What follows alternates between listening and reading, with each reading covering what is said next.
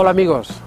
estamos saliendo de una crisis que ha sido muy dura, que ha durado prácticamente 8 años y que ha causado muchos problemas a las empresas. Algunas lamentablemente han tenido que cerrar sus puertas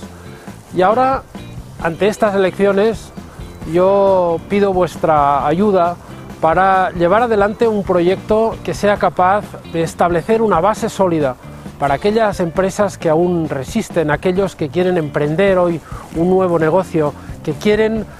generar nuevas oportunidades para ellos y para todos aquellos a los que les puedan ofrecer un puesto de trabajo.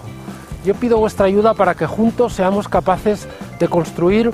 un espacio donde la economía funcione, donde nuestras empresas tengan futuro, donde las presiones desde el punto de vista administrativo y burocrático disminuyan para hacer más fácil el emprendimiento también de los jóvenes y sobre todo para que un país como el nuestro, que quiere seguir viviendo del turismo, sea capaz de innovar, sea capaz de reinventarse, sea capaz de hacer un esfuerzo para atraer más y mejores clientes a nuestra estación de esquí, pero también en aquellas épocas del año en las que hoy lamentablemente todavía no tenemos turistas que ocupen nuestros hoteles.